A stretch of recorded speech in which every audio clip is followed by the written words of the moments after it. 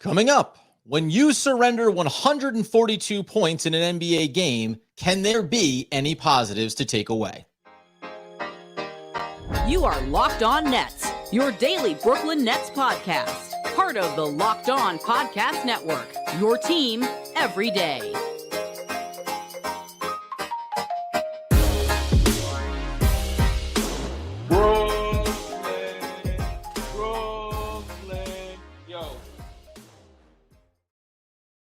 Yes, my friends, it is the Locked On Nets podcast right here on the Locked On Podcast Network. It's your team, the Brooklyn Nets, for better or worse, every single day. Over there, you're going to find Doug Norrie. He's the owner-operator of DFSR for all your daily fantasy sports rankings. From DraftKings to FanDuel, he's got you covered. I'm Adam Armbrecht, hosting the One Giant podcast covering the Giants and also the Devils Puck Luck podcast covering your New Jersey Devils. We thank you for making us your first listen of the day, free on all those great platforms, and tell you, today's episode, why it's brought to you by FanDuel Sportsbook, official sportsbook of Locked On. Make every moment more. Visit FanDuel.com/Locked On today to get started. And Doug, why don't we go ahead and get started? Taking a little look at an absolutely trouncing of a loss at MSG at the hands of the New York Knicks. The 9-game winning streak, that's in the rearview mirror against these Knickerbockers. They now have 2 in a row over our Brooklyn Nets. Yeah, they went crosstown, uptown, I guess you would say, and just got smoked. 142 points by the Knicks. It's hard to look at this game and not get super bummed out. I actually do think there are some positives here, which is unbelievable when you see a team hung over 140 on you and literally couldn't miss to start the game. And these are the kinds of little streaks for a team that test your resilience and test your resolve as a fan about what you're kind of looking at, right? It's not close against the Bucks. The Hawks game was a brutal letdown on the buzzer beater. I mean, the Bulls game was a complete and utter joke. And this one is an absolute dumpster fire from, a final score standpoint. And, when you're a fan, these are tough because you want to be able to see the light at the end of the tunnel. I do think we have at least some positives that we can take from this, with the understanding that this team is not a championship level team right now. And this is this is going to have to be a season over season work in progress, because that's what happens when you trade Kevin Durant. But man, and Kyrie Irving, it is real tough when you're watching this game right from the jump and you're thinking, I mean, is it over before the first quarter's even the final whistle on the first quarter's even blown? Yeah, and it was interesting, too, because when you and I were getting ready to dive into the episode, it was, well, what is the key narrative to take away here? But it's something that we've been watching over these last handful of games, and you mentioned some of them. The Hawks game, it's a buzzer beater. So you come out of that one and you think, yeah, there's still going to be these difficult games, but being able to go toe-to-toe with a team on the rise like that wants to be in the playoff picture, et cetera, that's a good sign. There's also been a lot of instances, this game included, the first quarter, 47 points, but there's been a lot of instances where you correctly pointed out sometimes the results are not always the total picture on what you should take away from a game. 142 points, there's absolutely no way around it being brutal. 47 points in the first quarter, there's absolutely no way around that being brutal. But the Knicks shot 9 of 11 to start from deep. And we've seen this now in a handful of games where the Nets, especially defensively, at least initially, just kind of struggle in rotation, some communication pieces. But there weren't a lot of instances where I thought, wow, they look absolutely terrible defensively. It was more, wow, I can't believe the New York Knicks are incapable of missing shots from the perimeter. Yeah, I mean, that is actually what it felt like. It felt like the Knicks were making shots more than the Nets were allowing shots. And I think there is something of a difference with that. And when you are not like the defense was on an elite level, like by any means, but the Knicks were making tough shots. They had a couple of nice read and reacts, especially for Julius Randle, reacting out of like sort of the high post, and he was able to find Quentin Grimes. Quentin Grimes looked like he could have won the 3-point contest multiple times over in this game. And I think what happens sometimes in games like this is that this idea of like, I think teams will know, like the Nets will know, okay, hey, that defensive possession wasn't a huge letdown. They just made a shot. Okay. Like that defensive possession wasn't a huge letdown and they made another shot. And when that happens 5 times in a row, 6 times in a row, that will chip away at your resiliency. Right. And then you get to the end of this first quarter and it's like, well, even in our best efforts, these shots are going in, right? And then you get to the end of the first half and they put up 80 points and it's a record. At that point, the train is so far down the track that I think it's hard to you're never getting it back into the station at that point. And sometimes games, the NBA games can just kind of go this way. I will say, if we're comparing blowouts, and man, this might be the most rose-colored glasses we've ever put on for a situation. But if I'm comparing I can't even get it out. If I'm comparing blowouts relative to other blowouts, horrible blowouts the Nets have had recently, how does this one stack up? I feel like this one was they're all three of them are different. Let's go through real quick. I'll break the three down. The first one against the Bulls was everything was terrible, right? Mm-hmm. Like it was terrible in offense, terrible in defense. It was an embarrassment. The Bucks one was looked very good early and couldn't close. Like, and that game kind of ends up being a blowout. Like the first half, they were winning the game by 10, right? And so it's like that game has a different feel. It's like the second half got away from them. This one's the opposite. This one is the first half got completely away from them. And at that point, they just might not have the horses in the stable to be able to come back. And so not all these are built the same, but I do feel in some ways like this was a case of early on, the Knicks made everything, no matter what they did. And at some point, there's just going to be too big. You dig yourself too big a hole and you can't get out. Yeah, it's hard because, first of all, it's hard for me, by the way, personally, because following the trades, I knew it was not going to be a championship caliber team. But I also thought, and when we have seen it on individual levels, and we'll talk about the performances of Mikal Bridges and Cam Johnson, the things that we like in individual performances here. But I didn't think it was going to look like this. Like, I anticipated it being gritty games that maybe in the fourth quarter you're within, 5 to 7, and okay, the Bucks pull away from you. So be it. The Hawks pull away a dagger. Okay. Even the Knicks, who have been playing very good basketball of late, as we know, 7-game winning streak for them now. Like, okay. The difficult pill for me to swallow right now is that it just seems like, at least so far, every game requires one quarter of kind of not being able to sort everything out. And it extends beyond just the defensive looks and the assignments and other teams getting shots to go down. Certainly there's rotation things that matter here. There's roster functionality that matters here, but that's been hard. Like, that has been really hard to swallow here, that in the big picture, this short-term sample size has a couple of alarm bells ringing in my head about how much work this organization is going to have to do beyond this season when we get to the offseason and making some real decisions. Yeah, and that's what a game like this is what I mean about, like, these games were really tested for you, because it's really hard to watch your team, especially when there is expectation. Like, this has been a really hard season for the Nets from a fan perspective, because the expectation levels have shifted so much that it actually makes it. It's like, sometimes your expectations are like a tugboat turning, right? It's not going to happen right away. Like, you can't just pivot 180 in the way you feel about a team. We were in multiple seasons now of the Nets being a certain class of team, and even though it's even times when it was their own sort of version of a dumpster fire, the expectations were of a certain level because of the guys they had. That is no longer here, but the expectation among probably fans too, and for myself included, has been very slow to turn here, right? Because it's just too hard. Like, you can't go from a team that was third overall in championship odds to a team that's like, are they going to make the playoffs and who knows what the future holds? That really just never happens. Like, that really doesn't happen in sports. Like, teams just don't pivot this quickly. You're never this good, even on paper, this good.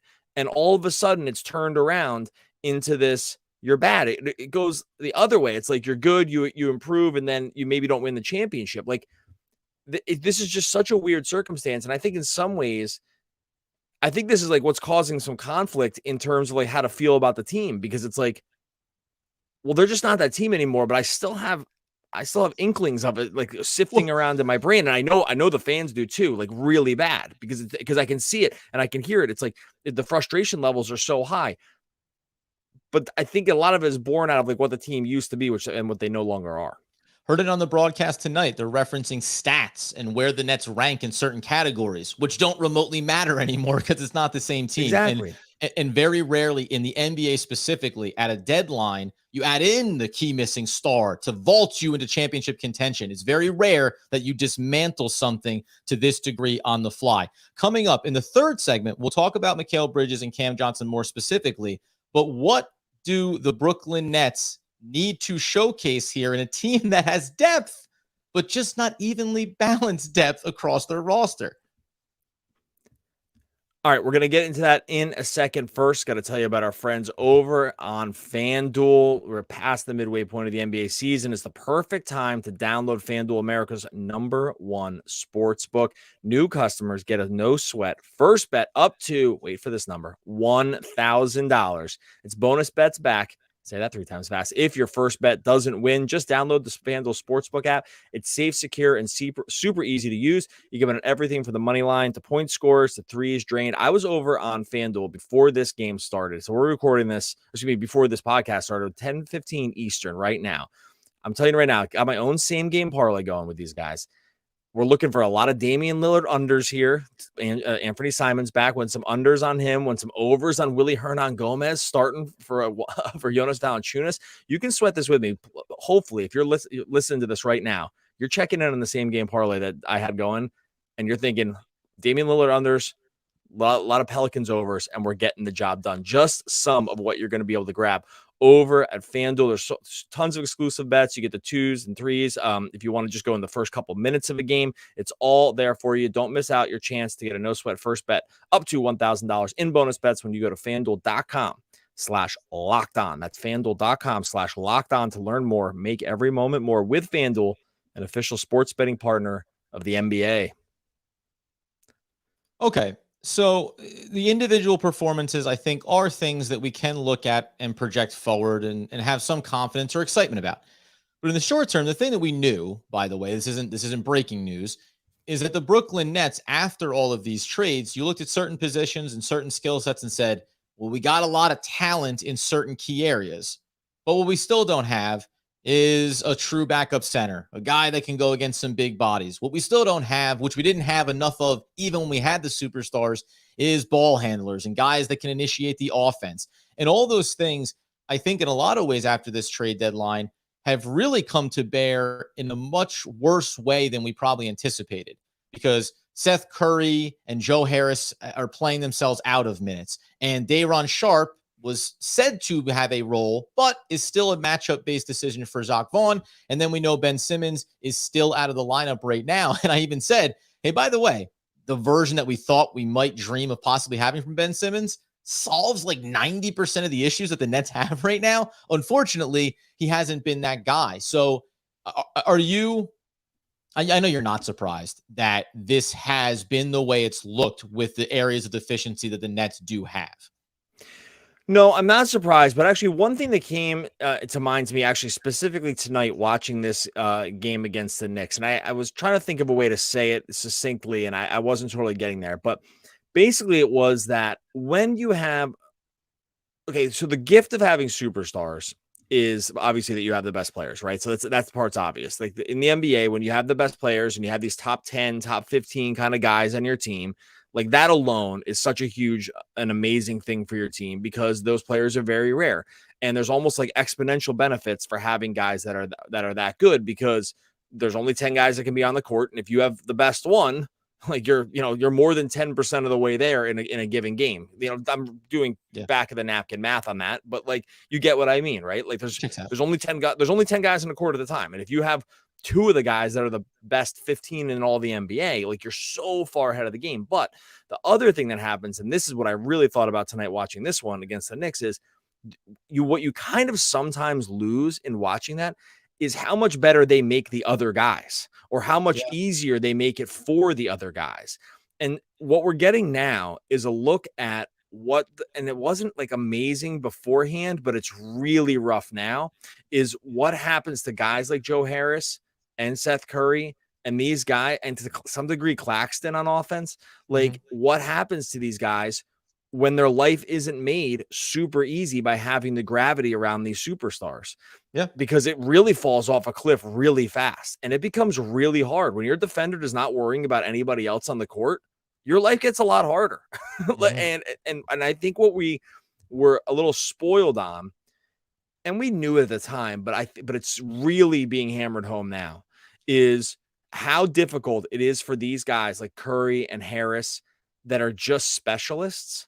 When you're essentially just a specialist, and no one else on your team is all that special to like be able to bring out your specialist capabilities, Right. your life gets super hard in the basketball court and it looks really bad. And I think that's what we're starting to see. And I wonder how much of their game was predicated and propped up on these other guys, because now when they're not around, man, it looks really, really rough. And it's interesting too, because we used to say that at the time with the Stars, it was, this is what you want. When people would talk about Joe Harris and his deficiencies, it was, this is the exact skill set you want around superstars. And that's, same thing, the pulse of the fan base when they're saying, man, I don't know what happened to Joe Harris so quickly. It's just, and Seth Curry as well. 30-year-old dudes, 30-plus-year-old guys that have a very specific skill set around superstars don't look nearly as productive when they don't have it there. And there's other things beyond real that. quick, nothing happened to them. What happened to them was not to them. It did happen to them, but nothing happened within them. It was all externality stuff. Like all the stuff around them got worse. And now it's the equivalent of being in the chess club in high school. You hang out with a bunch of the football jocks. You're going to all the parties. All of a sudden, the jocks pack up their beers and they go home. You're just a chess geek. You got an amazing skill set, but it turns out it doesn't always apply in every set of circumstances, right? So there's that piece of it. The other thing then too, though, that I think if we're going to want to do a little bit of criticizing here, and in the third segment, in addition to complimenting players, I'm also going to, come to the defense of what you want to judge around Jacque Vaughn and the coaching staff as we look down the back half of the season. But go back to the trade deadline. I don't know what could have been possible, but we always talk about this organization. There's this loyalty to certain players. When you think about a Seth Curry, I don't know. That's not maybe about loyalty. They probably wanted to have his value here. It doesn't look like that's real. Joe Harris, though, Patty Mills, those are two names you can point to and two contracts you can point to and say, hey, listen, if in any version of these trades, you could have jettisoned them for the sake of money alone, and on top of which, what else you could have brought back in, that I think is something we can at some point discuss around what other talent or players could you have brought into this group, even if it's from an evaluation standpoint, because you're not going to learn anything new about Joe Harris or Seth Curry the way you are learning things about Mikal Bridges, about Cam Johnson, about Cam Thomas, about a guy like, as you mentioned there, Nicholas Claxton. He's still young. There's still development for him to come here, right? So his struggles and his step back here, that's okay relative to what you think he can continue to do. Other players are known commodities that you're really wasting minutes on. Yeah, I mean, this is where the roster has gotten so weird, right? And this Knicks game, I actually think highlighted. And I have another piece about this game that I think highlights just how weird the roster is and how like sort of clunky it is, just in the way it's just constructed. That this Knicks game really highlighted for me. We'll talk about that in a second. So basically, here's the problem, right? So usually when and these last couple games have really been kind of hammered this idea for me as well, is that usually when you are getting blown out in an NBA game, right? When the game is over, it's the late fourth quarter, it's midway through the fourth quarter, and the coaches wave the white flags. If you go and look at other teams who plays in these blowouts, it's gonna often be guys that you don't hear from very often, right? Like it's gonna be, and I'm not to go through like all these teams here, but like.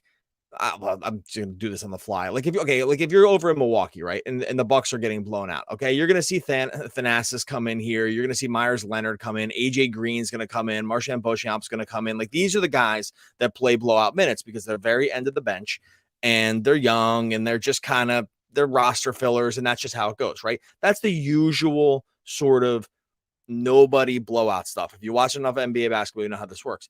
The Nets blowout lineups are like Patty Mills, Seth Curry. It highlights how weird this situation is for the Nets right now, because this is just not usually what happens in blowouts. You don't get guys that make $14 million a year playing through blowouts because they have a certain status in the NBA, and that's just not what happens. But this is what's happening for the Nets. And so it's just like this uncanny valley thing. Like it's hard to know what we're literally looking at here, because you're right. You made a perfect point about this. We have nothing more to learn about some of these guys. We don't have anything else to learn about Seth Curry. In some ways, I'd say we don't have anything else to learn about Joe Harris. It's not even totally a knock against them. There's just nothing else to learn about it. And so we get stuck in these situations with the Nets, and this Knicks game highlighted it. It's like, what am I watching here? Like, what's happening here? right? Like I don't really know what's happening here. And that does bring me to, and then, so when you look at tonight's box score and then go back to last night's game where they played Milwaukee, and by the way, if you're going to go ahead and pull your starters because you want to save them for the back-to-back and the bigger challenge, at least you get the payoff of getting blown out again. But when you last game, you mentioned some of those names there, and it's not enough. And I'm not saying these guys are good enough. By the way, Yuta Watanabe was suited up tonight. He wasn't even dressed last game, but he was available for you. Duke Jr. played 5 minutes in the game prior. They've used Drew Smith a little bit there, bringing him in. Like, whoever you do have available for you that is young, and I'm not even saying we have a lot to learn about David Duke Jr. at this point either, but those are the guys that should be playing here. Or Yuta Watanabe. Like, I could make the case tonight if you want to find just something it's been an absolute mess, but what could we try to see? Why don't you just see if Yuta Watanabe can still function? Because it seems like at one point he could have. And there's like this weird thing or idea around these guys that we're mentioning, Curry, Harris, and now Patty Mills. There's this loyalty issue that you're running into here. And I understand it because you're trying to serve two tracks. The problem right now is serving the making the playoffs and being competitive track has resulted in several losses in a row and some of the worst losses in franchise history in recent games.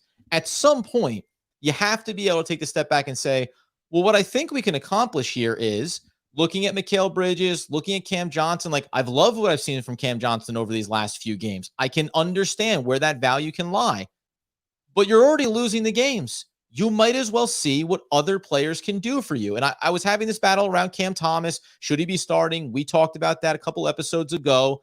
As long as he's getting minutes, it's all good. As long as you're seeing him develop, it's all good.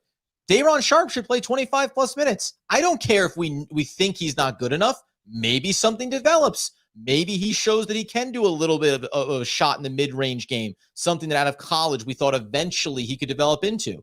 That's the problem that I'm now running into from a frustration standpoint. I don't knock JV for the starting lineup right now. I don't knock him for the way he talks about expectations and roles, etc.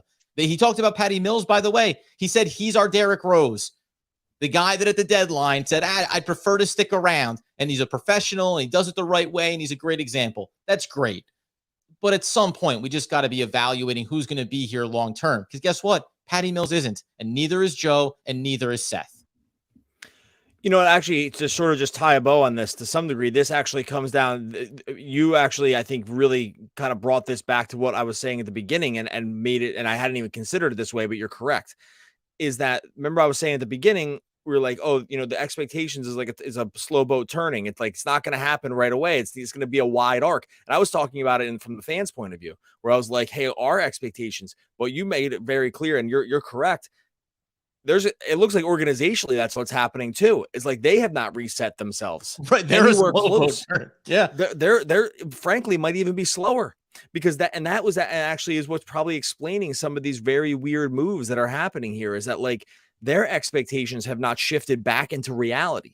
They're not living in reality. Right? A lot of minutes right now. This is not living in basketball reality right now. Like, it's living in some very weird place where they're probably trying. I get what they're trying. I get they have to do some things here. There are parts of this, like they have veterans and they have to play them. They make money and they just can't have these guys sit all the time. I do get that part of it, right? But it's been so weird. Look at the rotations for these last games. This goes to coaching with these 7-man rotations, right? Like they're running 7-man rotations for a team that's going to barely make the play-in game. Like that doesn't make any sense. Right. Like that doesn't make any sense at all to be doing this. Yeah. Is there a cohesive problem because these guys haven't played together? Yeah. That's probably some of what you're seeing on offense, right? This is why guys like Dinwiddie and Cam are going to control the ball a lot. And just because the offense is not going to be totally in sync. But why would like a borderline 500 or worse team run 7 guys? Like no team would actually do that. This team is now cursed with having too many wins and weird expectations around what they're doing. And they're not actually acting like the team that they actually are. And so I think this is where I think we've figured this out as we talk this out, is like the expectations are all over the place. Yeah. And they're frankly all wrong. And it's actually influencing the decisions about who's supposed to be playing and doing stuff. And it's influencing it in a really negative way. Yeah. It's a really good point that I maybe, by breadcrumb trail found my way towards. And then you wrapped up very succinctly.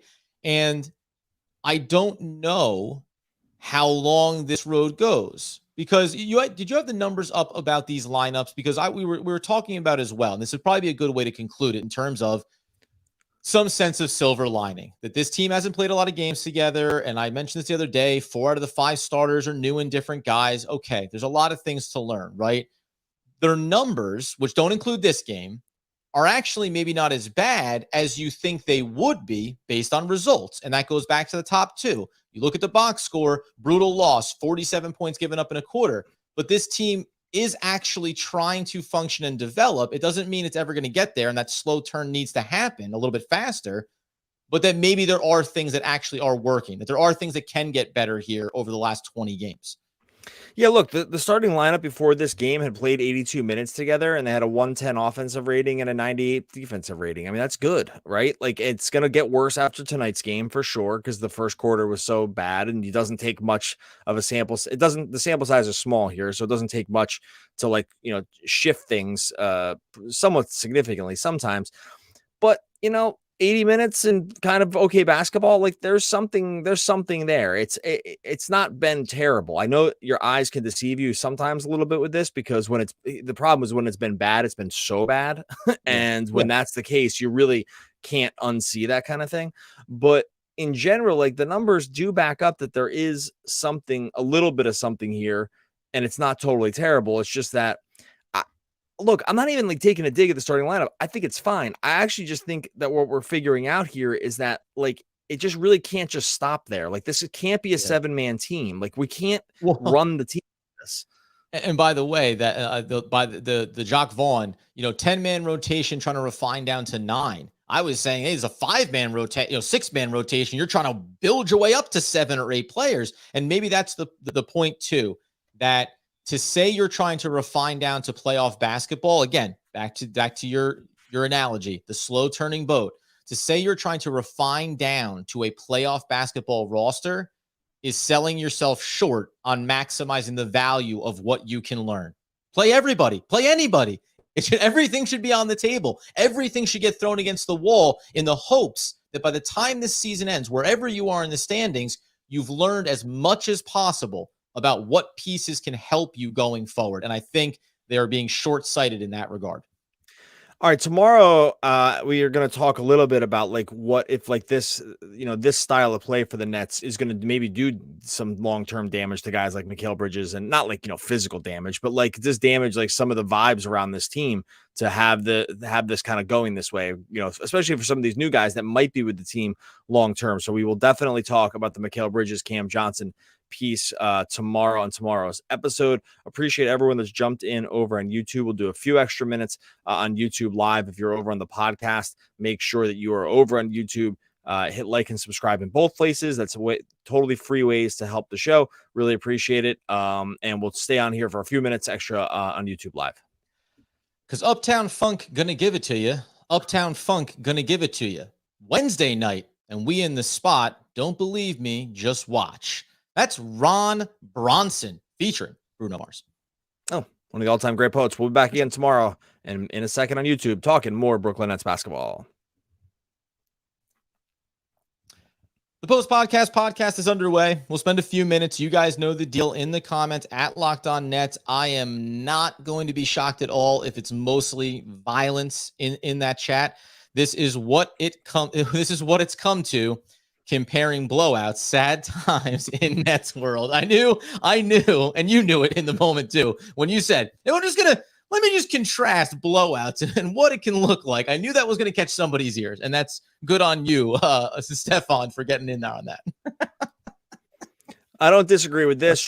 I actually just don't think the trades were there. I think that I think they probably got caught a little bit here with not knowing what was going to happen with Durant. And I think that probably slowed their ability to be able to do extra moves. Because remember, and we've talked about this before, we think that the Dinwiddie and DFS trades kind of screamed more like, hey, maybe Katie's staying here, right? And when he wasn't, those trades make it look a lot less sense with Dallas. And I wonder if they just got it was too slow. Like they weren't going to trade these guys. And then all of a sudden it was like, we need to, and then they just weren't able to package it together. I think they probably would have I just think that the trade wasn't there. Yeah, I think Royce O'Neal would have been gone. At least Curry, even if Harris, loyalty, and all this other stuff, right? Patty Mills, take it off the table. Seth Curry, Royce O'Neal. Those are two guys that would have been moved here ahead of the deadline. To your point, we've pondered on this. We'll never know how much, momentum did they have leading into these trade demands or requests from these players before knowing they were going to have to do it and try to find that extra piece.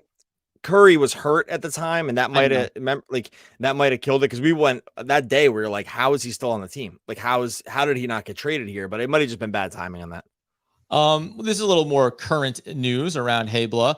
Do we know why Yuta is getting zero playing time when Joe and Seth are out there doing nothing defensively and offensively in the first half of this game? He did have a little bit of a back concern that he was held out the last couple of games. This is his first game that's actually been available. So if we think about cautiousness around the Nets team with injuries, etc., I think now going forward is when I'll start to get really critical if Yuta doesn't see time out there. I've never made the case that Yuta is the best defensive player in the world, but I know that he's better than Joe Harris. And I know that you can have some more functionality even without taking Seth Curry off the court. It's not one-to-one, but Yuta needs to play. I think it's just I'm leaning into the injury piece and seeing what happens the next handful of games.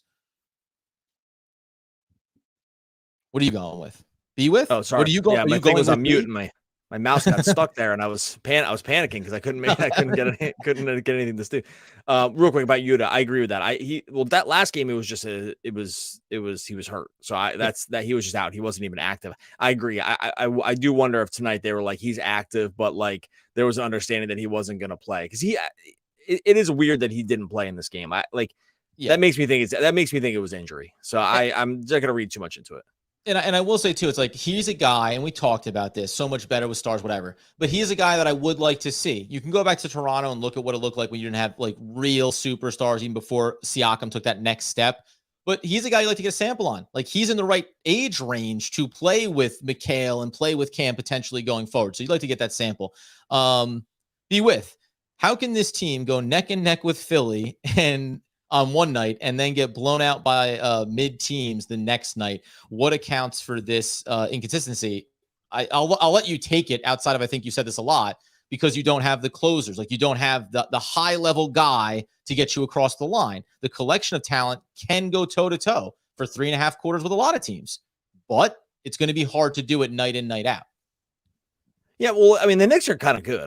They're 37-27. They have a plus 3-point differential on the season. Like, they're a fine team. I don't think they're a mid team as this is. Now they got killed, so it's like they have not an excuse. Chicago, should they have gotten killed by Chicago? Is Chicago in that class for sure? In some ways, like, this is just kind of the NBA. The NBA can be you can. The way it's set up is there are blowouts available here just because of the 3-point shooting. And if you're just going to not hit threes and the other team's going to hit all the threes, you are going to have games that get out of hand. The problem with the Nets is like they're ripe for this because they really just don't have enough offense. So when you just don't have enough consistent offense, you open yourselves up for the blowout more because you are just not going to be able to hang. The defense is only going to get you so far. And so, and two, look, this team, I just said at the beginning, like the starting lineups played 82 minutes together. Like, this is just a new team. This is a brand new team. I think that's the other thing where like we're looking at this team as they have the same laundry as what we were used to watching. This team's never played together. Yeah. And so I think they're probably suffering from some of that as well. And this is where the expectations are screwed up. And that's all I was about to say. Go right back into the actual podcast episode of like the slow turning ship that wasn't fully accepting it. Right. And on the one hand, I get it because you kind of want to soften the blow maybe for your fan base of like, we lost our superstars, but we still want to be a competitive team. We're still looking to go to the playoffs. And again, I think by the end of the year, we will feel differently about what this team will be capable over an 82-game season. I don't know how long, though, this runway into getting into some level of full 4 quarters, best version of whatever you're going to be is going to start to materialize on the court. Because to this point, I wouldn't say that they've done that. I've not seen 4 quarters where I think that they were playing their best basketball, even at this point, their best version of basketball. They've been blown out in first quarters. They've trailed off in fourth quarters. You've had some no-show performances from key players. And frankly, they're another player or two away from being able to really confidently go into these games. So It is what it is, man. It's brutal, but it is what it is at this point.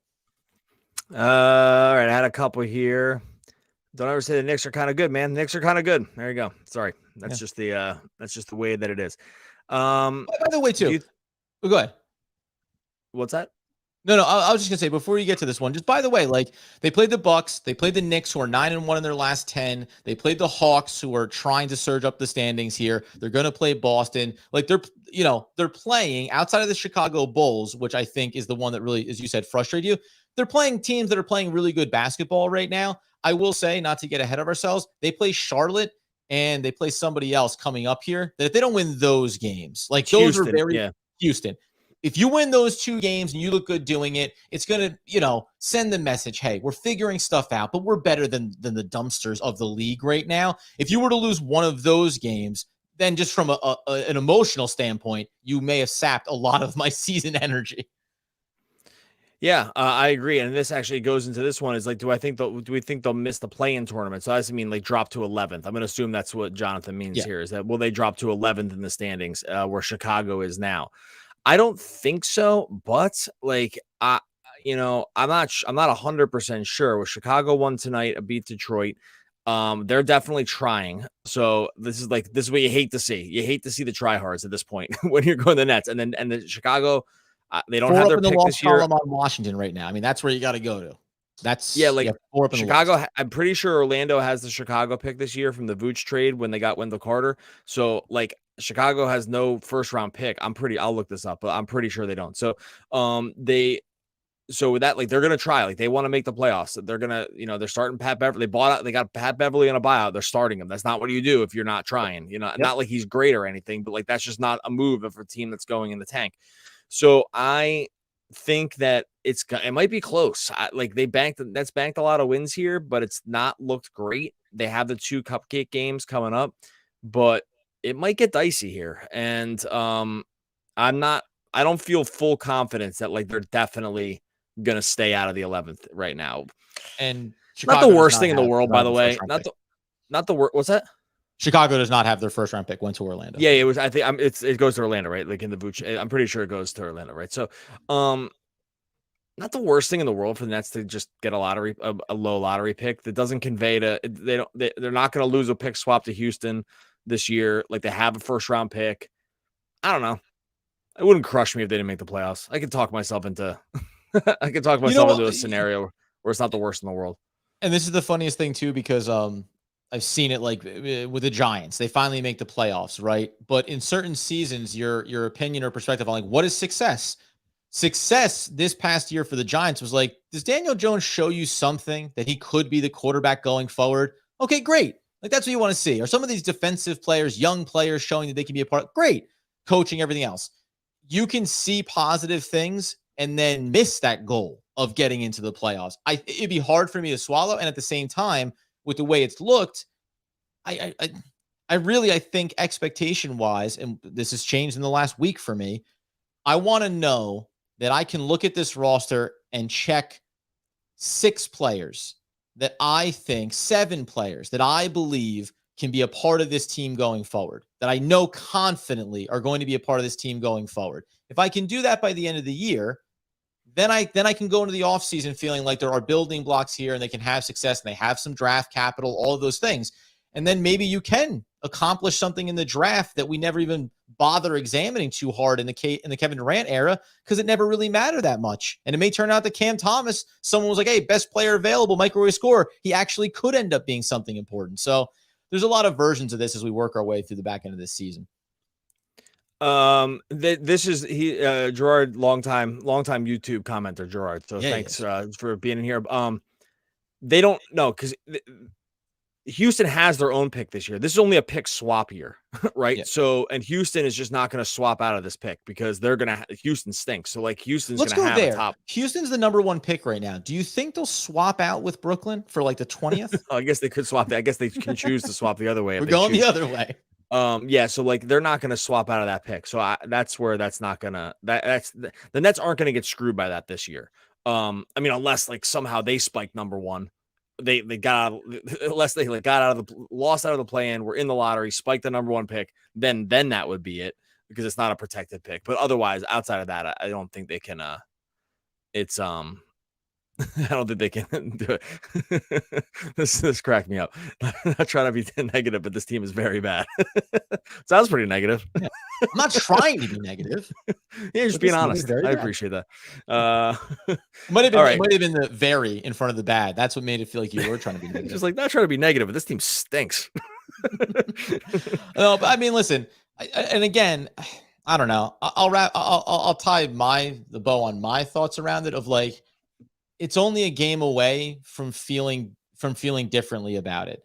I came into this game saying like, what a great opportunity to make a statement against the Knicks, a team that is ascending. You speed bump them. You beat, like I said on Twitter, I put my name on it. The Nets will win tonight.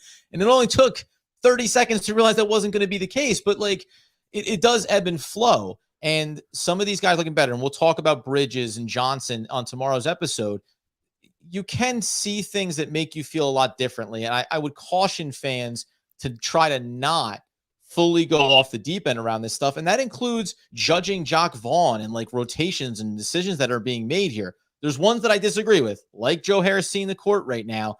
But if you think that these guys are trying to figure stuff out on the court, imagine what a coach is trying to figure out. He did say, by the way, he said in his pregame press conference, I can go and watch tape on these players playing with their other teams. But until I see them for myself, see what they can do, see what they can't do, it's going to be hard for me to put them in the positions that I think are going to work. Again, it's not me absolving him of blame or responsibility, but I think everybody needs time here, including myself. I need time, Doug.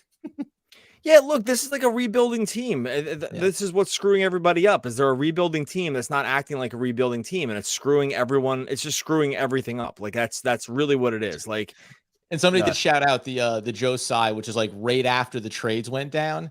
He had put out a tweet that was like, everything's going to be fine, on to the next game. Something like something along those lines. And someone was like, I don't know, Joe. It doesn't feel like, and that's the like, not dishonest, but like the disingenuous nature of the way they're presenting this thing, right? You can just say, man, we took our swing. It didn't work out. We're going to rebuild this now. Have confidence that we have a guy that's done this before for us, as opposed to we're going for those playoffs. We're looking to make some noise. That is going to get the fan base pretty irate, and I get that. Yeah, I get it too. I think we stumbled onto something tonight. By what we talked ourselves through this, like a couch therapy session where we were able to figure out exactly what the problem is. Like, this is it. I'm actually fully convinced this is all the frustration from everybody, from the front office down to the fans. The biggest problem they're having right now is this idea of expectations, and everyone's expectations are all screwed up. And I think maybe a few more losses kind of resets this a little bit, maybe a few wins doesn't. I don't know. Like, I'm not sure where they're going to go, but I think that is probably what is at the core of everyone's frustration. Okay, going to get out of here. Adam and I, we're going to talk about the Mikal Bridges, Cam Johnson sort of like future here, and whether or not like the Nets can do maybe short-term damage to this situation by treating this incorrectly. We'll talk about that tomorrow. Appreciate everyone jumping in over here on YouTube. All the comments, much appreciated. Love to stay here all night, but got some other duties that are calling right around when it starts to get late and you got to get other things going up for the podcast. So we're going to jump out of here, but we will be back again tomorrow talking more Brooklyn Nets basketball.